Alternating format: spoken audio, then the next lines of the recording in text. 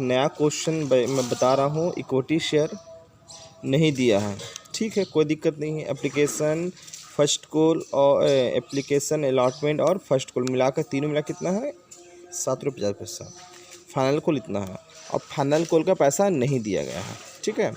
आपको मैं बताता हूँ, केवल एक एंट्री करना है।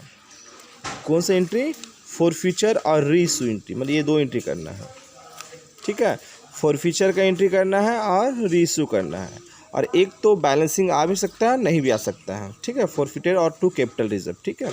तो आपको 2 एंट्री करना है। आपको 9 नंबर एंट्री, 10 नंबर एंट्री और 11 नंबर एंट्री करना है, ठीक है। इसलिए शेयर से कोई मतलब नहीं है। सतपाल सुन रहे हैं ना? तो यहाँ पे फाइनल कॉल का पैसा 2000 का पैसा नहीं दिया गया है, ठीक है।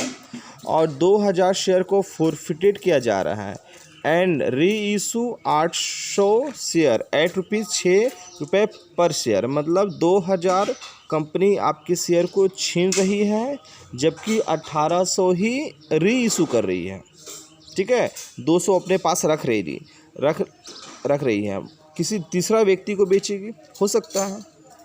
या हो सकता है कि कोई नया आदमी 1800 ही ले रहा है, 200 लेने का उसके पास पैसा नहीं है, ठीक है। कुछ भी हो सकता है। तो मतलब आपको केवल इतना समझना है कि 2000 में 2000 शेयर में कंपनी 1800 बेच रही है, तो पैसा कितना का आएगा? 1800 का ही आएगा, ठीक है।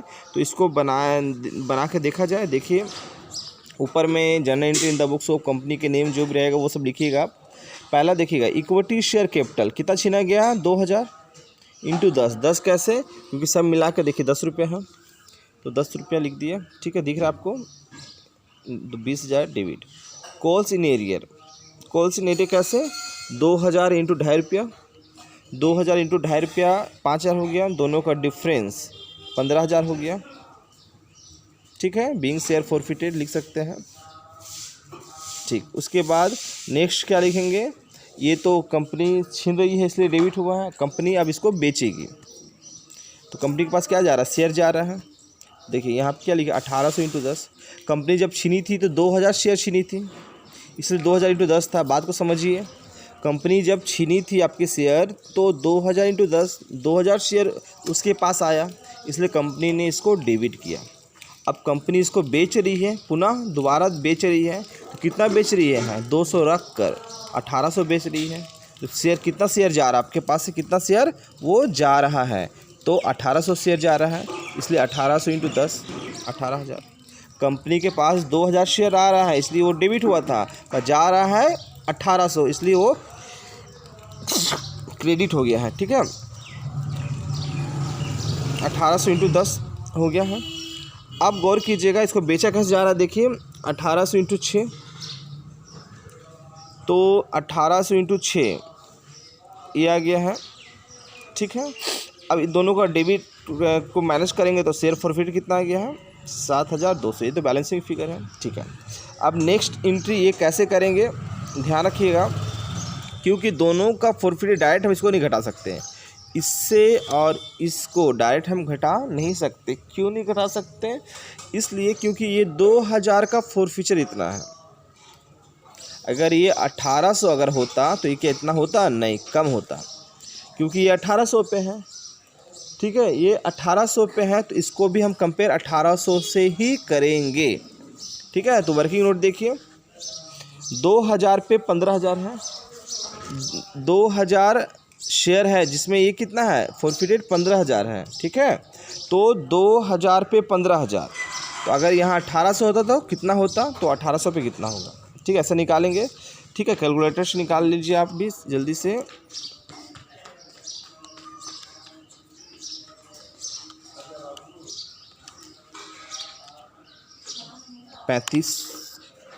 मतलब 13,500।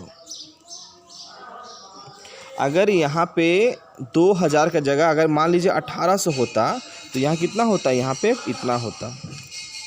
तो ये 1800 पे इतना और ये भी 1800 पे इतना, तो दोनों एक बरादरी का हो गया। ये भी 1800 पर, ये भी 1800 पर। तो गौर कीजिएगा 1800 पर कितना हो गया मेरा क्रेडिट में और डेबिट में, ठीक है। तो क्रेडिट में कितना हो जाएगा? 13,500, 13,500 और डेबिट में कितना हो जाएगा? 7,200। तो क्या दोनों बराबर हुआ? नहीं, दोनों बराबर नहीं हुआ तो हमको बराबर करना होगा। तो कैसे किया जाए, देखिए यहाँ 1300